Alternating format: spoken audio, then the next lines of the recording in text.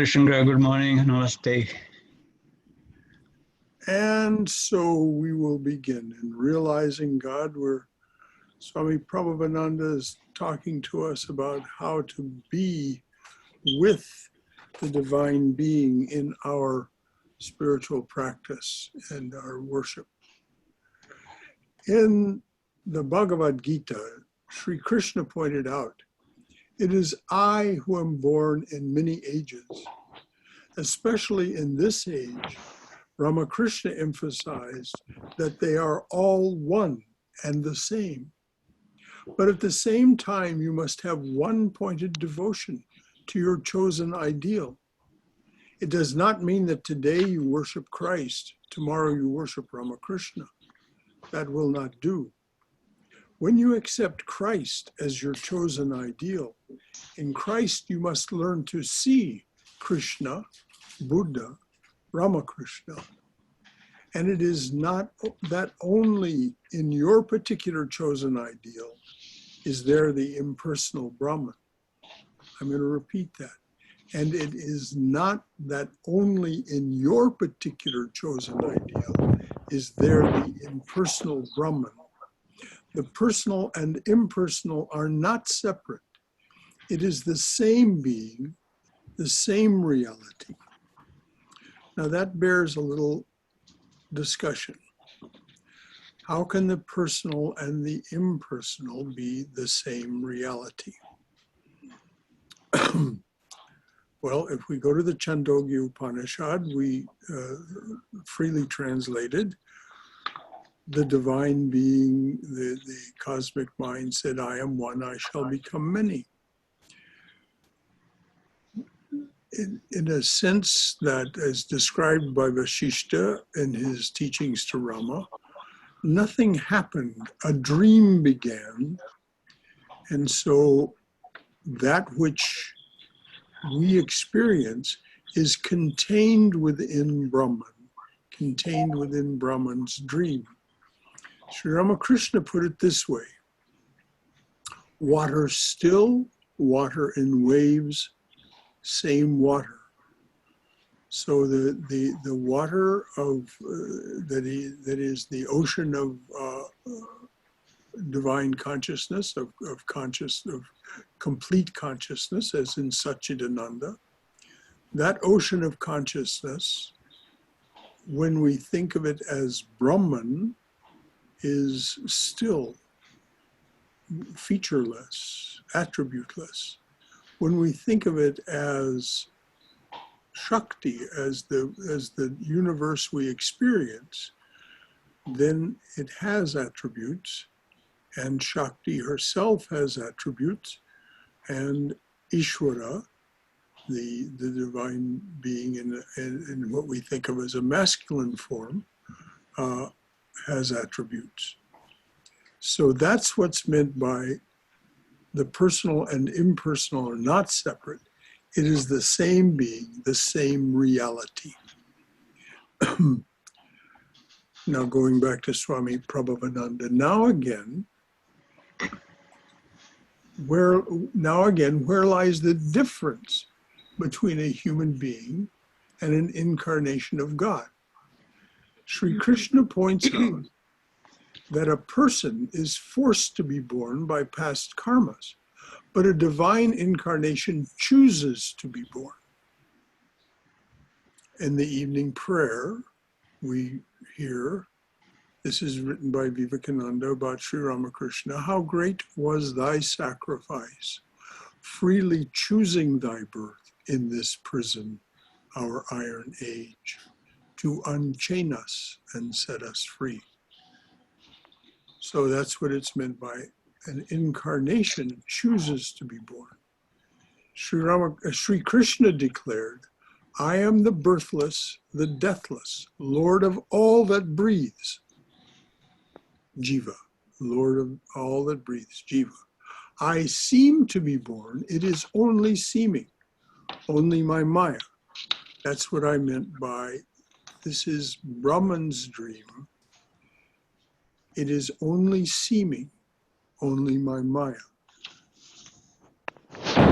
Krishna seems to be born, we seem to be born.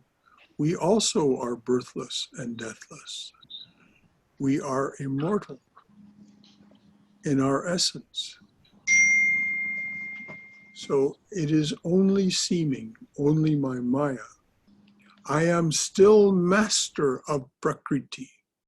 That is to say, that essence of divine consciousness of which universe is made. Prakriti is the essence of which universe is made. Krishna goes on to say, he who knows the nature of my task and my holy birth is not reborn. When he leaves this body, he comes to me. So I'm going to repeat that because this becomes our task, doesn't it? He who knows the nature of my task and my holy birth is not reborn when he leaves this body. And anyone who wants to take that on as an understanding that they want to generate, read and read and reread and study and discuss with others and with me the hymn Breaker of This World's Chain, Kandana Bhavana, by Vivekananda.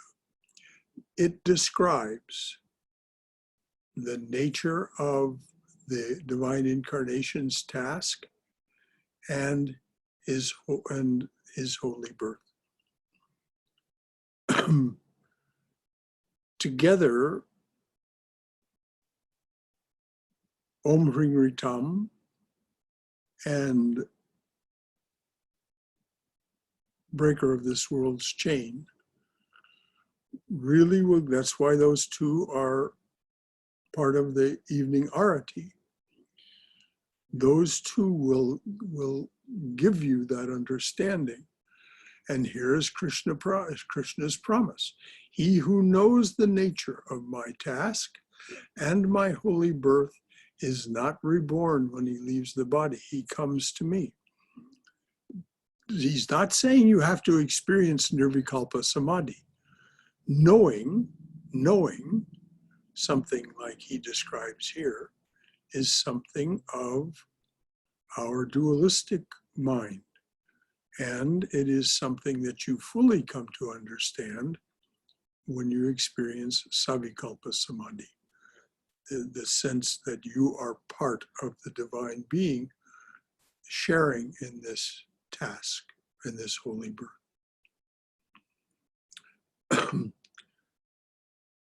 Back to Swami Prabhavananda.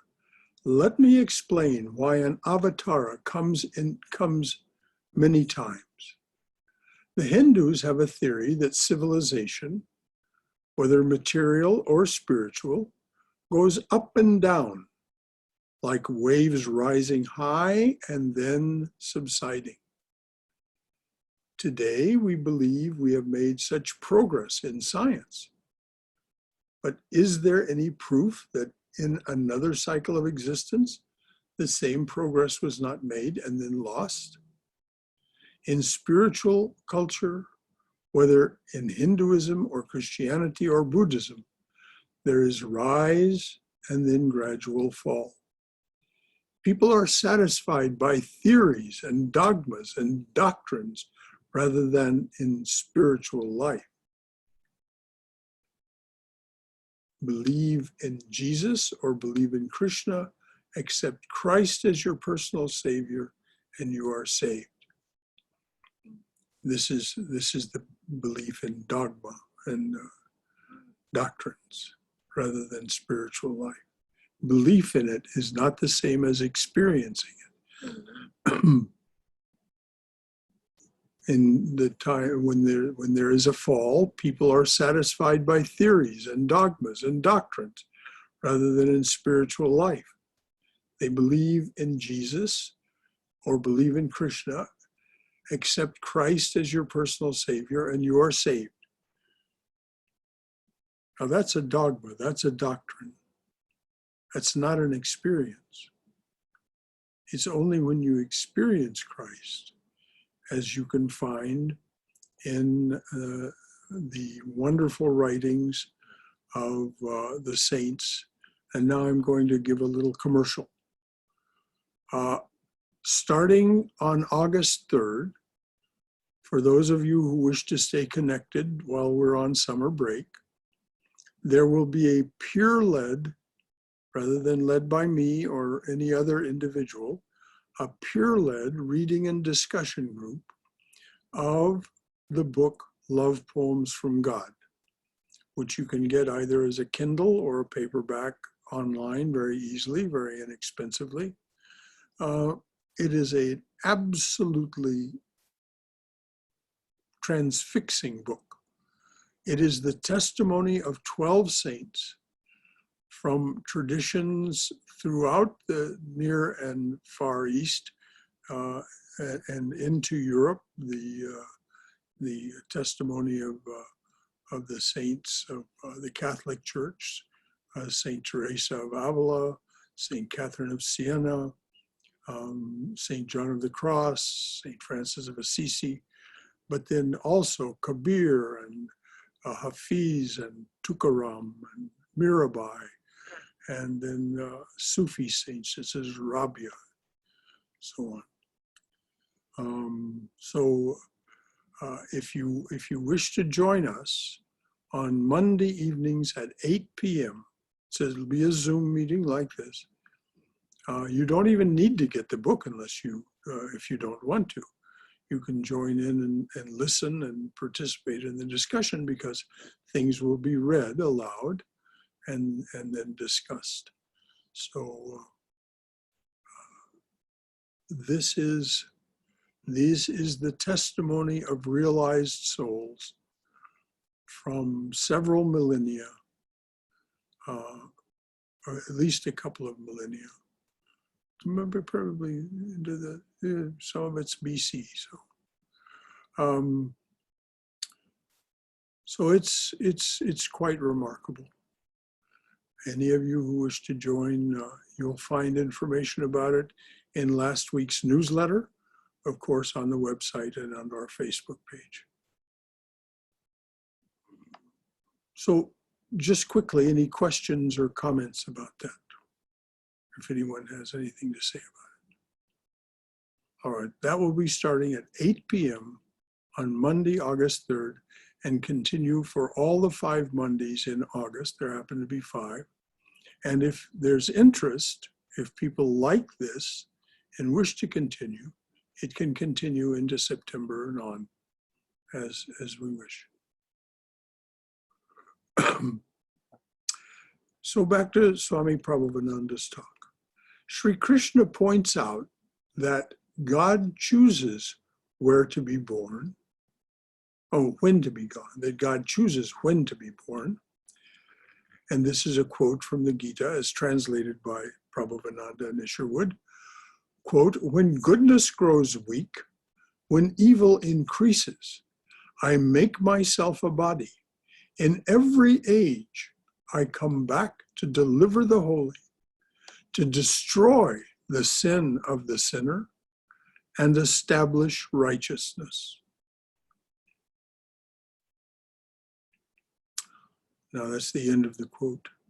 From time to time, Pharisees and Sadducees abound, and religion becomes a formula, a theory, a dogma. For those of you who don't know, the Pharisees and Sadducees were those who cooperated with the Romans at the time of Christ. And so that they wouldn't offend the Romans, they had reduced the practice of Judaism to this, what Swami Prabhavananda refers to, just a formula, a theory, a dogma.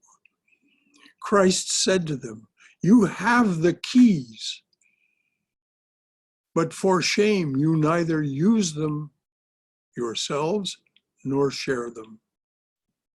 In other words, everything was there in the scriptures. But he said, shame on you, you neither use them yourselves nor share them. So this is what Prabhavananda is saying about why Christ came, because the Pharisees and Sadducees abounded at that time. They were the upper strata of Jewish society in Palestine, and they cooperated very closely with the Romans. That's how they were able to crucify Christ, because they wanted that, and the Romans said, sure, go ahead. So religion becomes just a formula, a theory, a dogma. Then God descends in human form to establish the eternal religion. Now, eternal religion in Sanskrit is Sanatana Dharma.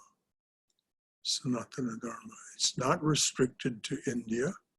It is the eternal religion everywhere, in all times, in all places. That is why it's called the eternal religion. And of course, it is the proper name of what the British, in their lazy way, called Hinduism. Sanatana Dharma. So God comes to reestablish the eternal religion. It is nothing new. It is the same truth, but its form changes to suit the needs of the particular age. So, in the first place, a divine incarnation is not bound by karmas and is born with the knowledge of God. Then we find such a great soul undergoing spiritual disciplines in order to show us what practices to follow in order to realize God, and I'll just interpolate, and also so that they can share the fruits of that with us. If we take any hold upon God in our prayer, it is by thy grace alone, since all thine austerities were practiced for our sake. So they do these spiritual disciplines in order to show us what practices to follow in order to realize God. But that's just a tiny fraction of what Sri Ramakrishna did in the 12 or 15 years, depending on who's counting, of his sadhana. He mastered all three worlds: waking, dreaming, dreamless sleep, waking awareness, active subconscious, latent subconscious or unconsciousness. He mastered all that so that he could play the role of incarnation in the world and also share with us that spiritual treasure. As Swami Brahmananda said, because when he was president of the order, many householders came to him for him to grant them something. And he said, many come to us. We have the keys to the treasure box, to that spiritual treasure of Sri Ramakrishna. We have the keys to the treasure box, but instead they ask for potatoes, eggplants, and onions. Now, he wasn't condemning them or saying that they were bad people for doing this, asking that their daughter get a good marriage, that their son score highly on the examination so he could get into a good college, whatever it was that they were asking. But these are worldly things. And he just mildly and very sweetly and compassionately lamented, we have the keys to the treasure box. But instead they ask for potatoes, eggplants, and onions.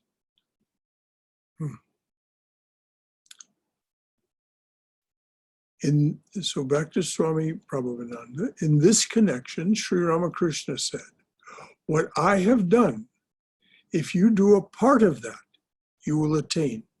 And actually what he said is 1/16 of that, 1/16. So if we translate that into hours of the day, knowing that he was absorbed in God the full 24 hours of the day, if we do 1/16 of that, that means that if we might, if we are going to maximize our opportunity to attain, as Sri Ramakrishna says, to attain spiritual knowledge, 1/16 of 24 hours is an hour and a half. So that gives us just a little guidance. It's not a dogma, it's not a demand, it's just an invitation. Back to Prabhavananda. The divine incarnation is born with perfect memory of the past. Of course. They are that past. They are the past, the present, the future. They're born with a perfect memory of the past. In the Bhagavad Gita, Arjuna asks Sri Krishna, how is it that you, born in this born in this age, how is it that you, born in this age, say you have taught the truth to such and such who lived many centuries before this time? A very reasonable question. I mean, he was, at this point, he and Sri Krishna had been his spiritual instructor, but they were more than anything, they were friends, they were chums. He had no idea, Arjuna had no idea who Krishna really was. So Sri Krishna answered, you and I, Arjuna, have lived many lives. I remember them all, you do not remember. Or take the words of Jesus, before Abraham was, I am. Now this is one of the things that got him assassinated. This statement, before Abraham was, I am. In other words, I am the eternal sonhood or sustainer and protector, Vishnu aspect of God. Before Abraham was, I am. Now again, the greatest characteristic is that the divine incarnation is able to transmit superconscious vision. And because I misspoke that, let me read it again. Now again, the greatest characteristic is that the divine incarnation is able to transmit superconscious vision immediately by looking at or by touching a person. Such is the power. Does that mean you have to be in their physical presence? No, it does not. No, it does not. That same ability continues right now, and people have had the experience of being lifted up beyond all description by the touch of Sri Ramakrishna. It can happen to you, is what I'm saying. Such is their power.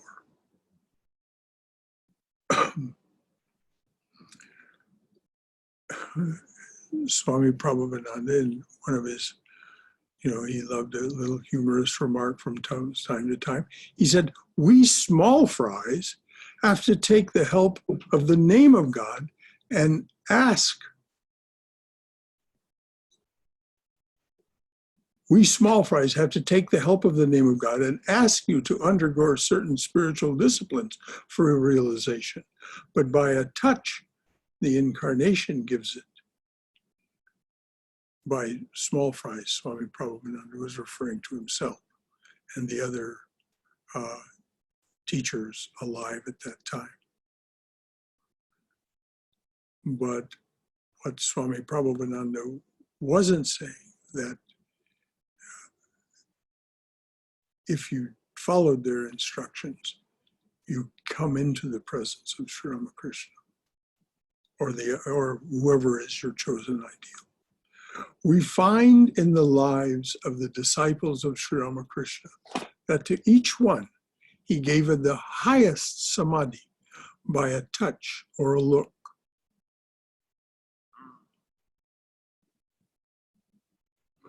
Yet, he made his disciples undergo disciplines.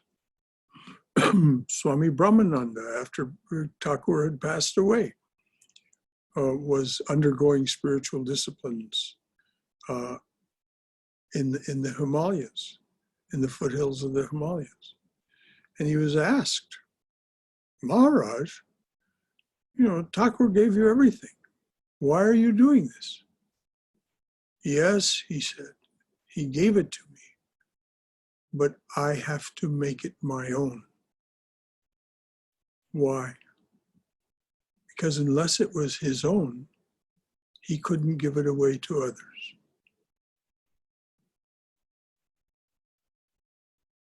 So that's why they had to undergo the disciplines.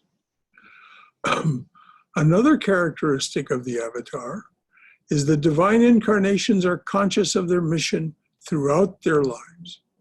Another characteristic is that divine incarnations are conscious of their mission throughout their lives.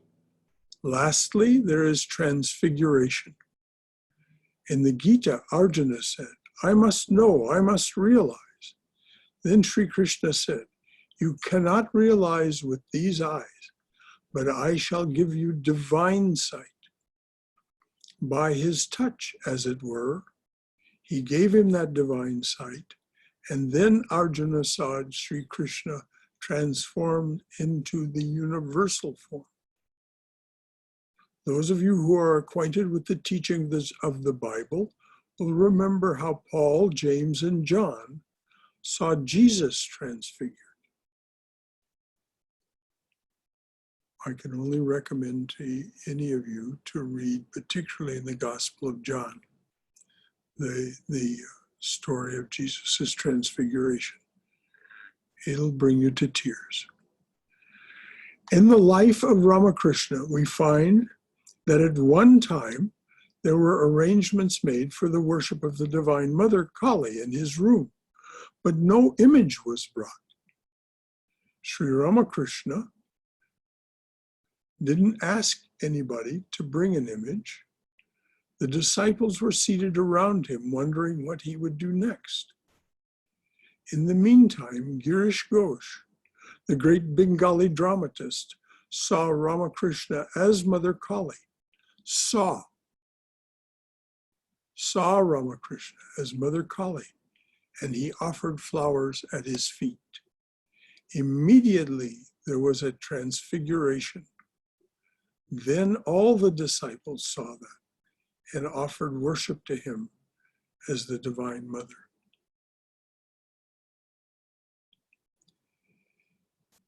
It is not recorded. Naveen, what are you doing? Thank you. It was just distracting to see your hands going back and forth like that. Thank you. Then all the disciples saw that and offered worship to him as the Divine Mother. Offered worship to Sri Ramakrishna as Kali. That was based on Girish Ghosh's actual vision. I'm going to read that all again. Girish Ghosh, the great Bengali dramatist, saw Ramakrishna as Mother Kali, and he offered flowers at his feet. Immediately, there was transfiguration. Sri Ramakrishna went into the highest samadhi and became radiant. Then all the disciples saw that and offered worship to him as the Divine Mother Kali. It is not recorded, but my master saw Sri Ramakrishna transfigured in many forms.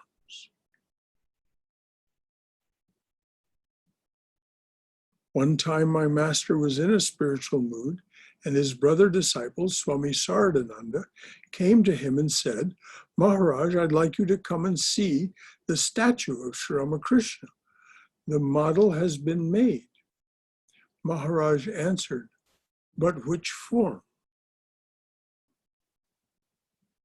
That's because he was in the Swami called it a spiritual mood.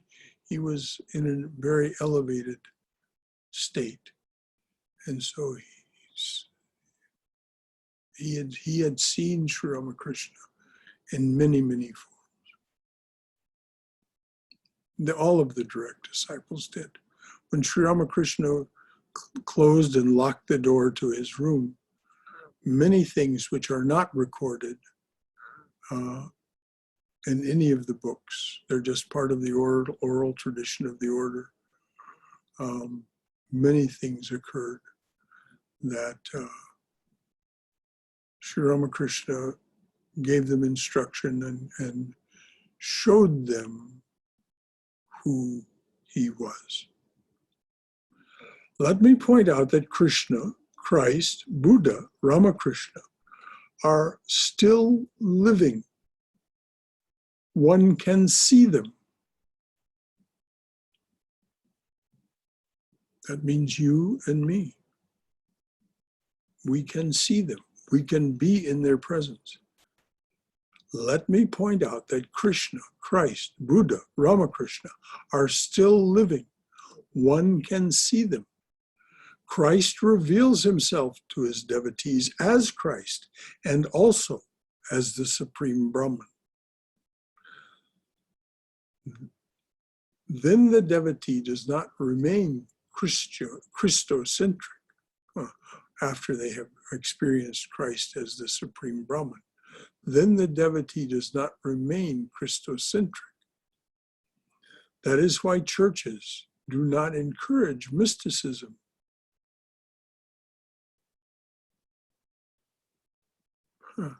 Swami Vivekananda remarked, "It is good to be born in a church. It is not good to die in one." We need to go beyond the church because, as the Swami points out, that is why churches do not encourage mysticism. And it is every one of these saints, particularly the Christians, every one of them in one way or another was persecuted in their lifetime because they became realized souls, mystics in the most profound sense. And that's always threatening to the established religion of the day. In the same way, Krishna and Ramakrishna devotees, when the real vision comes, do not remain Krishna-centric or Ramakrishna-centric. Let me quote St. Paul.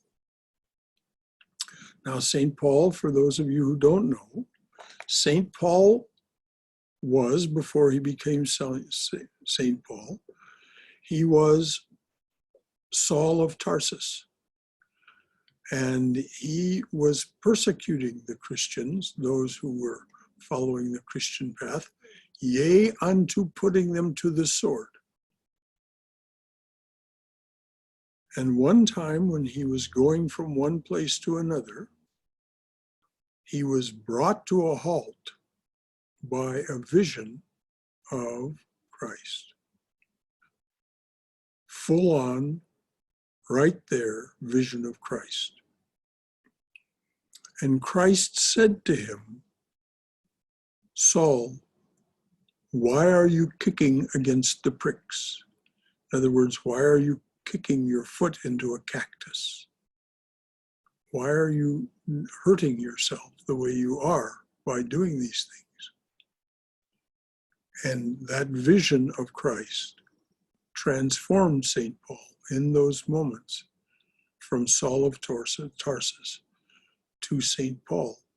And we know what happened next. He began to help establish and encourage Christian communities throughout the Middle East and into Europe. So Swami Prabhavananda says, let me quote St. Paul, "For in him dwelleth all the fullness of the Godhead bodily." The Godhead is Brahman. "For in him dwelleth all the fullness of the Godhead bodily, and ye are complete in him, which is the head of a principality and head of all principality and power. And you are complete and ye are complete in him, which is the head of all principality and power. And Sri Krishna says, who knows me birthless, never beginning, Lord of the worlds, he alone among mortals is stainless of sin, unvexed by delusion, who truly knows me in manifold being, everywhere present and all pervading, dwells in my yoga, that shall not be shaken, of this be certain. I am where all things began, the issuing forth of the creatures, known to the wise in their love, when they worship with hearts overflowing. Mind and senses are absorbed. I alone am the theme of their discourse. Thus delighting in each other, they live in bliss and contentment.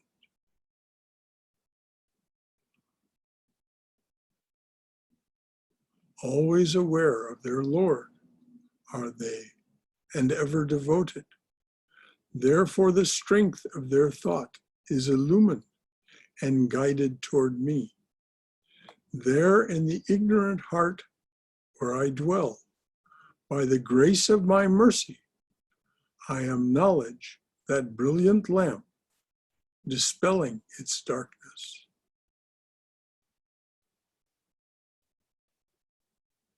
I encourage you to read those lines again.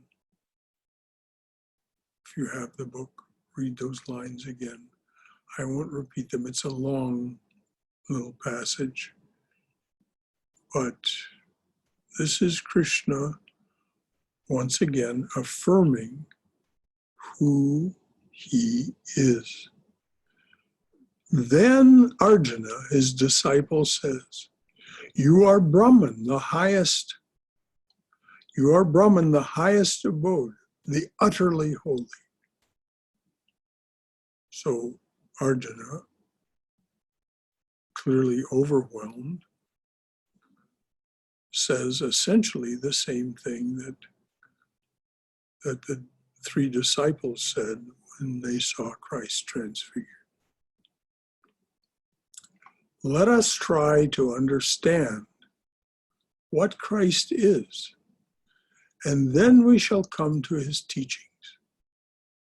To understand intellectually is almost impossible. So let us try to understand what Christ is, and then we shall come to his teachings. To understand intellectually is almost impossible.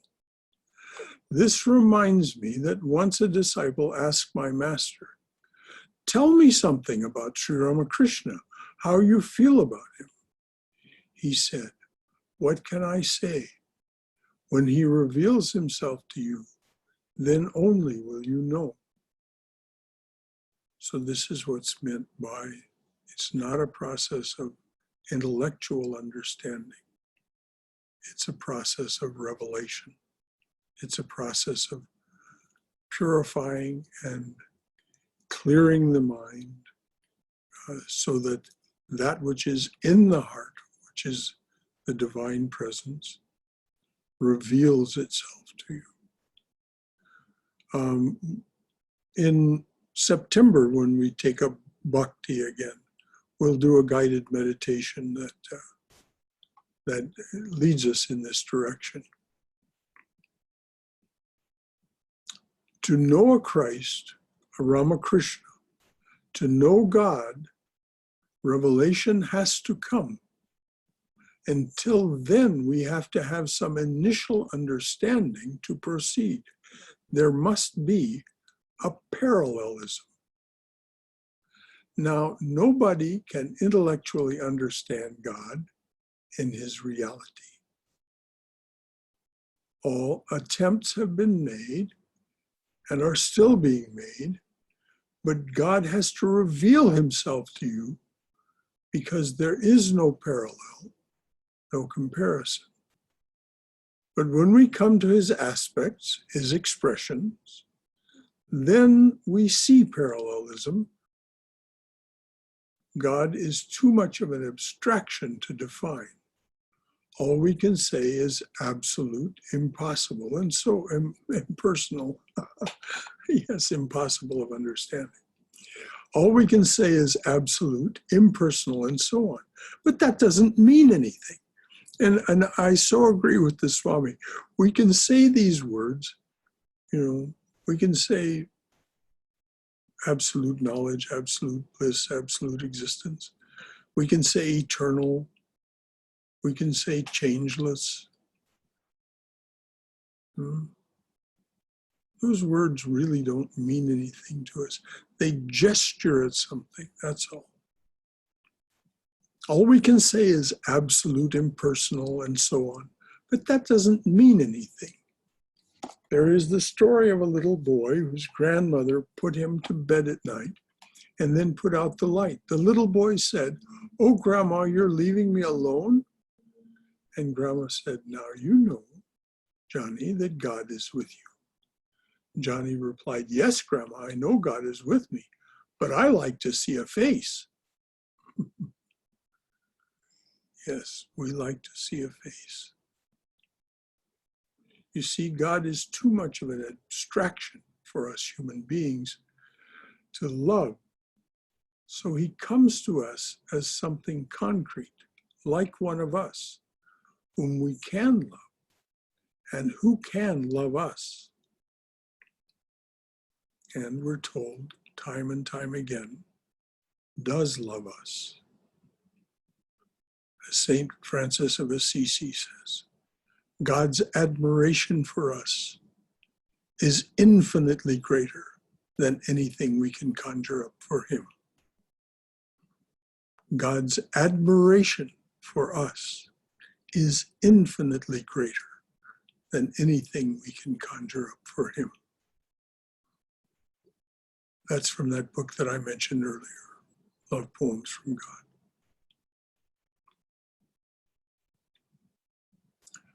From a philosophical standpoint, I can tell you that Atman, the self, is Brahman. True. But how can you worship the Atman? The eyes cannot see themselves. Oh, this is a clue to what the Brahman, to what the Atman is. The Atman is the witness. But we cannot see the eyes of Atman. We cannot see the senses. We cannot know the senses of the Atman. The eyes cannot see themselves. You have to have a mirror to see your eyes, to look at your face. And the mirror has to be clean and pure to give a perfect reflection. Christ is that mirror. Krishna or Buddha or Ramakrishna is such a mirror that reflects the Atman.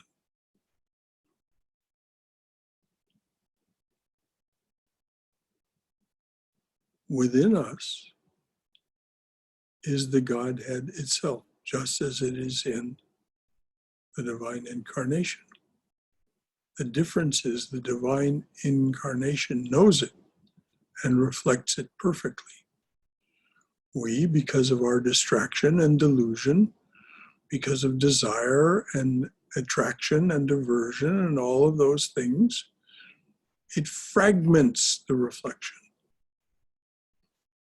And so we get confused and we think that this individual being is the self, capital S, self.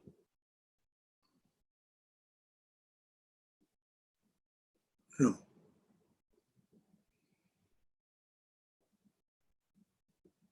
And Jesus and Krishna and Ramakrishna taught us to love them, to worship them, because they are that perfect reflection in duality of the non-dual, the one without a second, Brahman. So I'm going to read that again.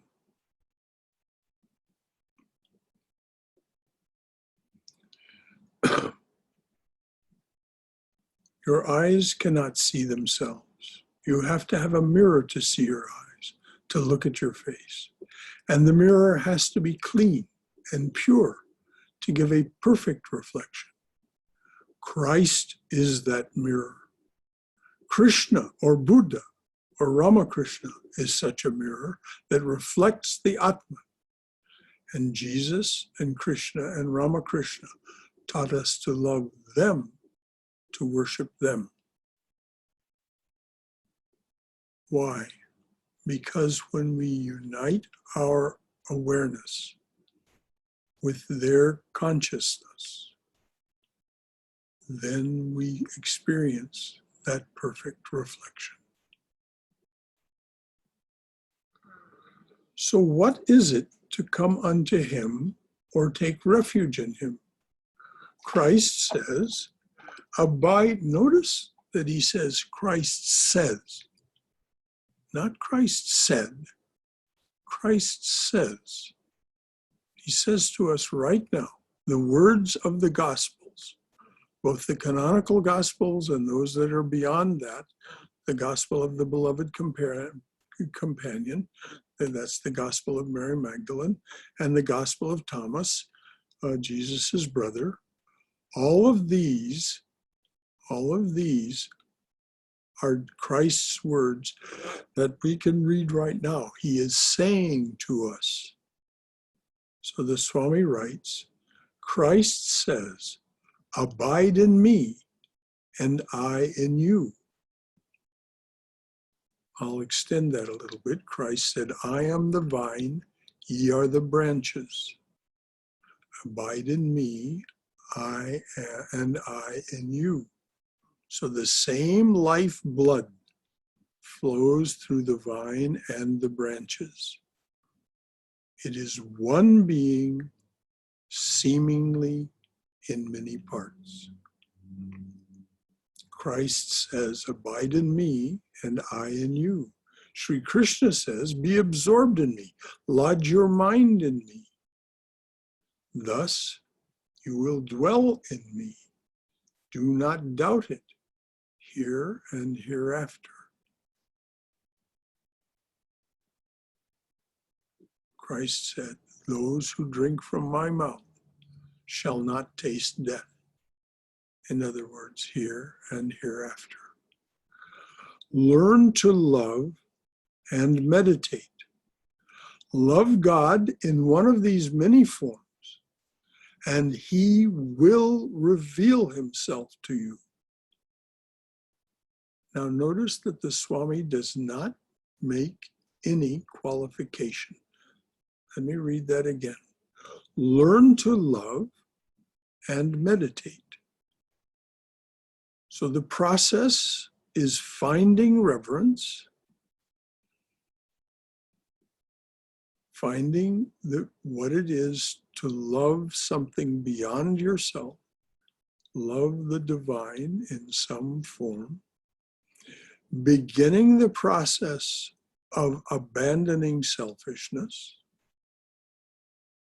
and then meditate, sink into silence, sinking into silence. This is Bhakti Yoga, Karma Yoga, Raja Yoga. Learn to love, Bhakti Yoga, finding reverence. Then to meditate, as Patanjali so sweetly points out in the yamas and niyamas, you have to abandon selfishness and adopt a higher way of life. The abandoning selfishness is the yamas, the adopting a higher way of life. The abandoning selfishness is the yamas, the adopting a higher way of life is the niyamas. So this is the sequence.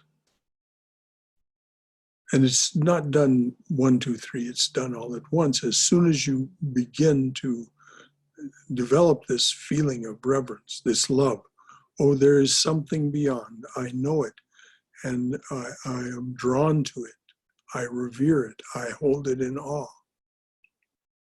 This is the dawn of love. This is the rosy dawn of love of the divine.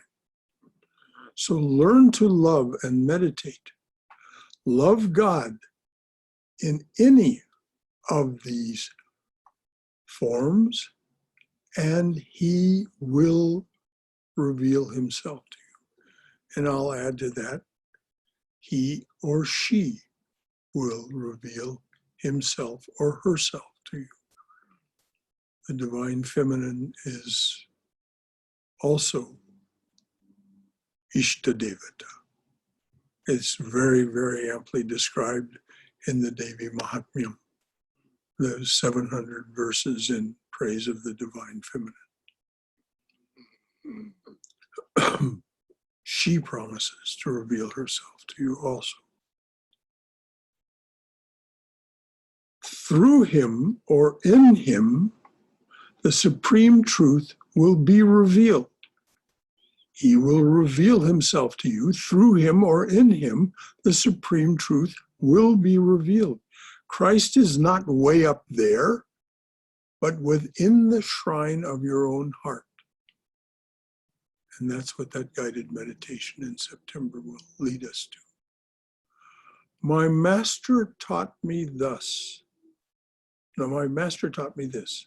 As long as you seek God outside, you will not find him. He is neither in church, he is neither in a church, nor a temple, nor in books, nor in scriptures. This is why long back we heard this cannot be done intellectually. It's not an intellectual process. It's a spiritual process. So he is neither in a church, nor in a temple, nor in books, nor in scriptures. Pointing to his own heart, Brahmananda said, when you find him here, you find him everywhere. And that is the ideal, to realize God and to attain union with God.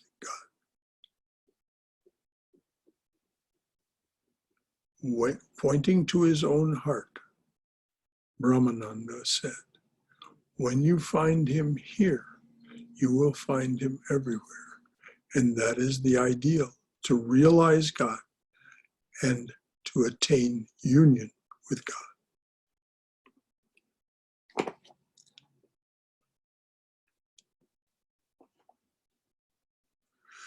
Okay, perfect. It's 11:54. This is the end of this talk.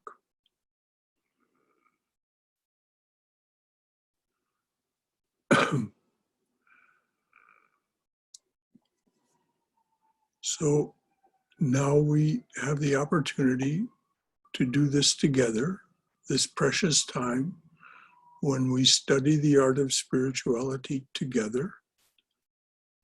Any comments or questions or just anything at all you'd like to share about what this gave rise to in your heart? I have a question. Yes. Those of us who were raised in one tradition and then we come to this one and we're incorporating it. I really enjoyed this talk. I liked how you talked about, the Christ is the eternal Christ. And, Krishna existed long before Krishna. And that, I'm trying to remember exactly what you said about, seeing the different incarnations in any one of them. Mm-hmm. Am I saying that correctly? Yes. But the problem for me is, and has been, while there's a lot to be drawn to in this tradition, I still have my other tradition, and I can't, they just go back and forth, and they're all there, and I do get with my mind that they are, you know, what's behind them is the same thing. And yet they have, you know, these very distinct personalities and rituals attached to them and all of this. You know, we talk about, you mentioned several times water still and water in a wave. And those are both, you know, the still water is still. But when you said that the first time in this class today, I was thinking the ice popped into my mind. And ice is also water. And, you know, it's always changing. You know, water is always changing. Even still water becomes waves and waves become still water. And cold enough water becomes ice. And it's the ice that seems the most solid. It's Well, like, it's so interesting that you say that, because Sri Ramakrishna uses that metaphor perfectly. huh. He says that the water of the ocean of consciousness becomes blocks of ice. That is the forms of God, due to love and devotion, the cooling influence. That is to say, reducing it to a lower vibration. Cold is a lower vibration. Ice vibrates at a lower vibration than water in waves or still. And it is so that we can, with our ability to translate vibration into reality, we can appreciate, we can see the divine form. And Sri Ramakrishna is very plain that it takes the form that is suitable to your heart. So whatever form is suitable to your heart, whatever is congenial to you, you don't have to try to force them all. No, I don't force them all. I mean, it's like it's one day and one the next day, or sometimes both of them at the same time. Well, that's what the Swami was talking about. You'll begin to see all of them. That's what I sense when I sense the divine presence, though. Yes. Is this, we're all here. Yes, exactly, Yeah. precisely. We're all here. But All of those forms, all of those blocks of ice, they're there because of the cooling influence of this devotee and that group of devotees and so on and so forth. But Sri Ramakrishna goes on to say, when the sun of knowledge fully arises, it melts away the forms, and only the formless remains. So we have the forms because, as the Swami just pointed out, we need them. We need them to focus our limited mind on something that we can understand, something that is, as the Swami said, like us. Mm-hmm. And this is why Holy Mother said that when the divine takes human form, they take on all the limitations and all of the challenges, as well as all the glories of the human form. Otherwise, we couldn't identify with them. Sure. If they didn't fall and break their arm, if they didn't get pettish from time to time. Mm-hmm.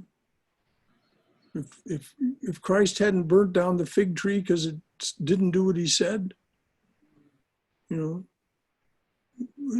would just be too perfect. I don't know. There's something to that I haven't figured out yet, the fig tree thing.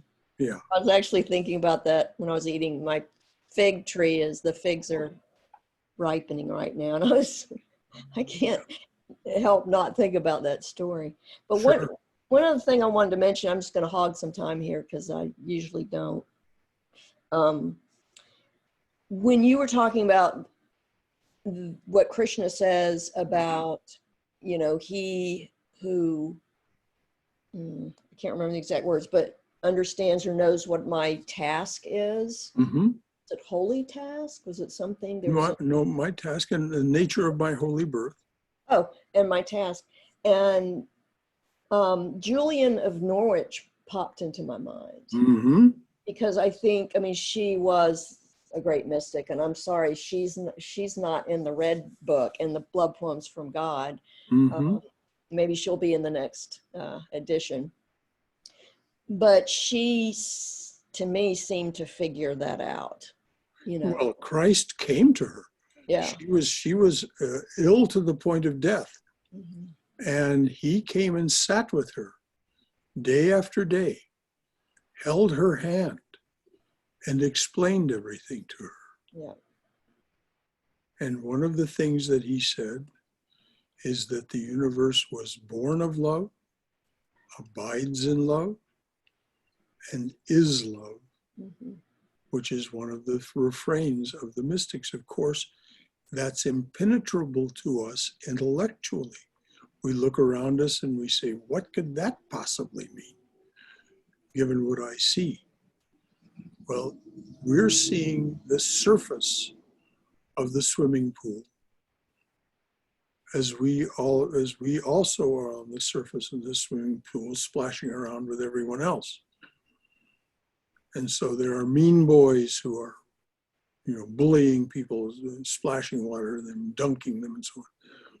But if we do what's necessary to find our way to the bottom of the pool and sit on the bottom of the pool,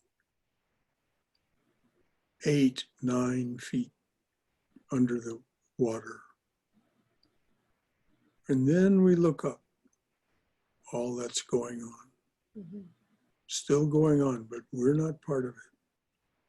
We're part of some deep peace. Mm-hmm. So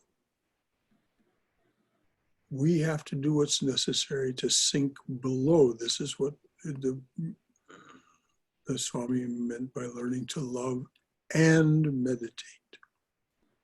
We must learn to meditate,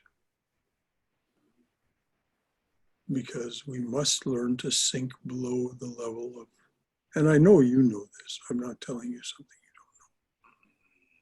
don't know. I think we all who's sitting here this morning know this.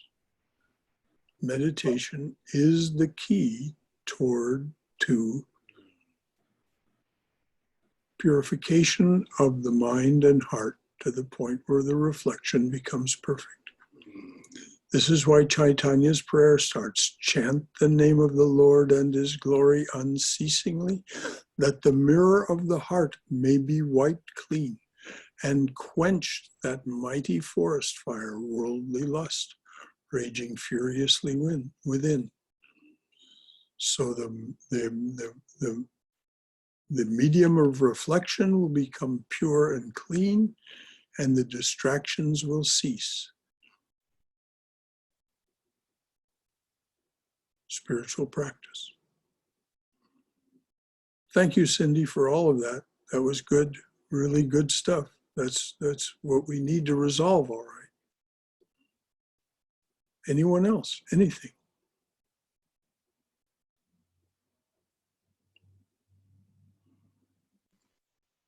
Brother Shankara, this is Haima. Yes, Haima. This chapter is amazing. Nicely, it brought to the truth at the end. The meditation is the only way to find the conscience, which is God within us. It was really, really amazing. Yes. It brought us to the truth.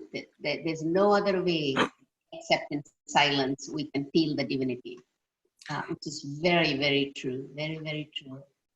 You know, Swami Prabhavananda was, by all accounts, a realized soul. Certainly that was my experience of him. Me too. It doesn't matter which God we imagine we pray, it all brings to the same divinity at the end. Mm-hmm. And I also want to make one comment. Yesterday I was listening to the radio about Congressman Mr. John Lewis. One of the professors commented, a saint always has a past and a sinner always has a future. Yes, Isn't that true? absolutely. I thought that's just links with what we read all the time. And if you wish to see that thought fully developed, Yes. read Swami Vivekananda's talk that he gave in Pasadena in 1900 called Christ the Messenger. Okay. That it's in his complete works, of course. And if anybody who doesn't have a copy of the complete works wants that PDF copy and doesn't yet have it, just send me an email and I'll reply and attach the complete works to my reply I will. as a PDF. Okay. Thank you. That's all, Brother Shankara. The excellent chapter. It just touches. Thank you, Jaime. Thank you. Thank you so much. Anyone else? Anything?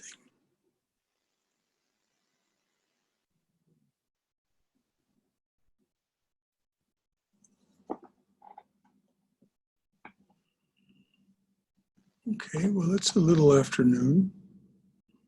We'll wind it up there.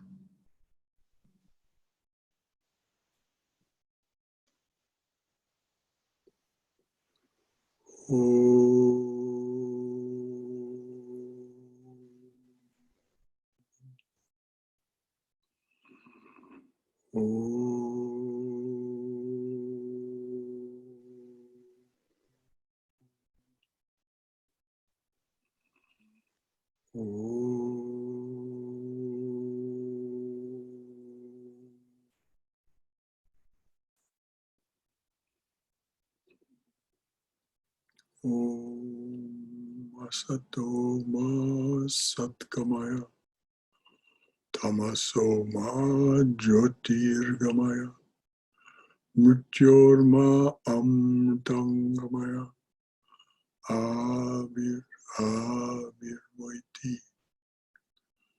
O dearly beloved, lead us from this thy lesser truth to thy highest truth. Lead us from darkness and ignorance to the brilliance of thy wisdom and love. Lead us from darkness and ignorance to the brilliance of thy wisdom and love. Lead us from death to immortality. Light us through and through. Light us through and through with thy everlasting, shining presence. And before we go, I'll just repeat something that maybe you didn't all hear before. For those of you who wish to stay connected during August, starting Monday, August the 3rd at 8 p.m. as a Zoom meeting, there will be a peer-led reading and discussion group. The text is that book, Love Poems from God, which is available both as a Kindle edition and as a paperback edition. Love Poems from God, Daniel Ladinsky, Ladinsky. You don't need to have the book to participate in the meetings. Something will be read and discussed. And as I said, it will be peer-led. There won't be any lecture portion or telling you about it portion. It will just be sharing our reactions to this, what I call testimony of the saints. These 12 saints from these traditions over the ages and in various places, both in the Far East, the Middle East, and Near East, and Europe. Sufis, Christians, Hindus. There's some wonderful, wonderful poems by Tukaram, for example.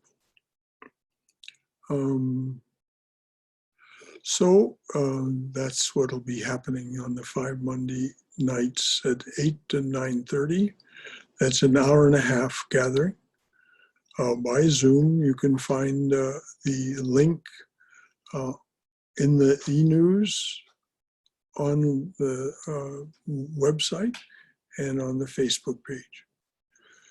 So those of you, and if there's interest in continuing the gathering beyond August, we can continue on into September, and as long as we sustain interest in the book, which once you're immersed in the book, I guarantee you, your interest will sustain itself. So any last thought before I wrap it up with our chant to the Mother?